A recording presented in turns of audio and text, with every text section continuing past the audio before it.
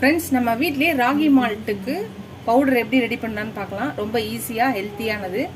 நான் வந்து ராகி மாவு எடுத்திருக்கேன், ஒரு கப்பு. அதை போட்டுக்கலாம். இதை நீங்கள் இதை முளைக்கட்டி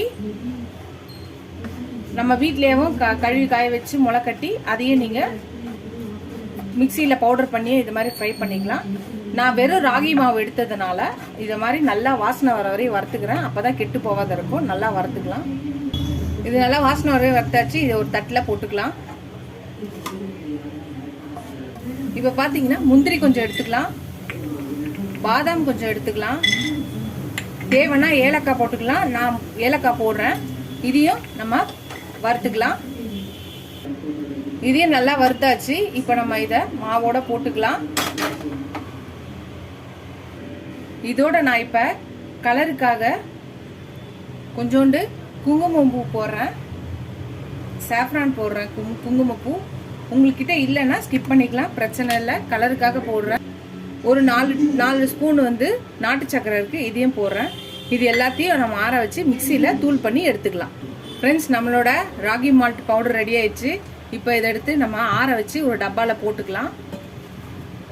இதை ஒரு டப்பாவில் போட்டு வச்சுட்டோம்னா 3 மாதம் வரையும் இந்த இது நல்லாயிருக்கும். இந்த பொடி நம்மளோட பூஸ்ட் ஹார்லிக்ஸ்க்கே டஃப் கொடுக்கும். இந்த ராகி மால்ட்டு ஹெல்த்தியாக வீட்லேயே ரெடி பண்ணி வச்சு நம்ம வந்து பண்ணிக்கலாம். இப்போ நம்ம சூடான பாலை ஒரு கிளாஸில் ஊற்றிக்கலாம்.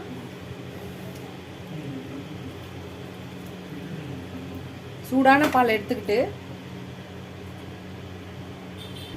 1 ஸ்பூன் நம்ம ராகி மால்ட் பவுடர் போட்டுக்கலாம். போட்டுட்டு நம்ம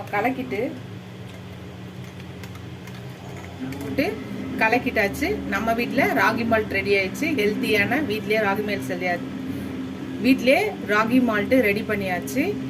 நீங்களும் ட்ரை பண்ணி பார்த்துட்டு எப்படி இருக்குன்னு சொல்லுங்கள். பூஸ்ட் ஹார்லிக்ஸுக்கே டஃப் கொடுக்குற இந்த ராகி மால்ட்டு ஹெல்த்தியானது.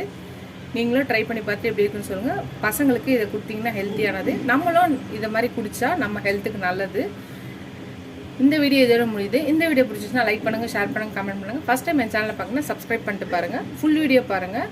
சப்ஸ்கிரைப் பண்ணாத பார்த்தீங்கன்னா சப்ஸ்கிரைப் பண்ணிட்டு பாருங்கள். இதோட அடுத்த வீடியோவில் அடுத்த ரெசிபியில் பார்க்கலாம். Tata, bye bye, good night friends.